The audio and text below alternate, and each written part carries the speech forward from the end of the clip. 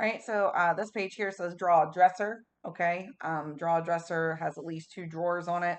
You can have the dresser facing towards you, or you can have the dresser facing sideways on the wall. That's going to be up to you where you want to put it. But your first step, as always, is to draw a horizon line and to draw a vanishing point. Okay, remember your vanishing point has to be on the horizon line.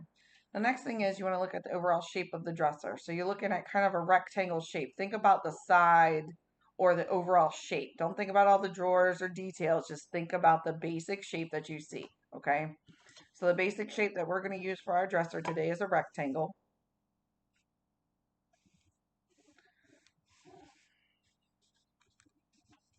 I'm just going to put it right up against the wall here.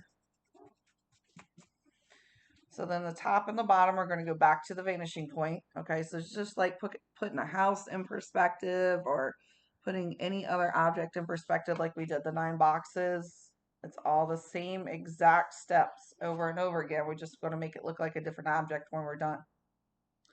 So this line right here is vertical. The line on the other side of the dresser needs to be vertical. You can choose how long and how big you want it, but you need to go ahead and make sure that that line here is parallel on this side as well.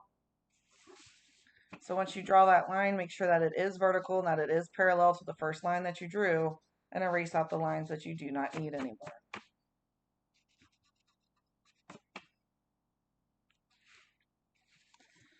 So once we do this and we go to draw the dresser, you got to think about things like the drawers on the dresser, okay? So however you want your drawers, how do you want them spaced? If you want them kind of evenly spaced out, if you want one skinnier, one larger, you can do that as well.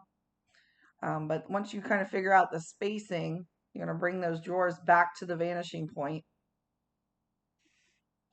Now you can kind of see it starting to get a dresser appeal to it, okay?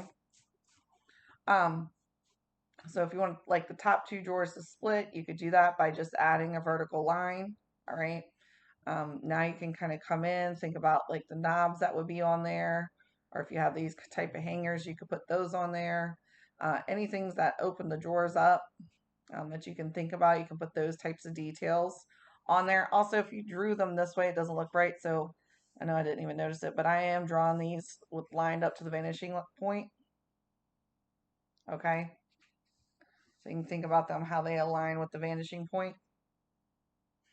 Also, if you want to make it even more interesting to look at, okay, you could kind of do some details on the inside of them. Again, just lining things up with the vanishing point on the tops and the bottom lines. Not anything new that we haven't learned yet. So now it gets even more creative as we go, right? This side of the dresser, you usually don't see anything. You might have something on top of the dresser, though. You might have a light or a lamp or some sort of mirror or any of that kind of stuff. So whatever's on top, you just kind of draw it. But if you have something like a mirror or a TV, you can draw like a thin rectangle shape. You're going to bring that thin rectangle shape back into perspective.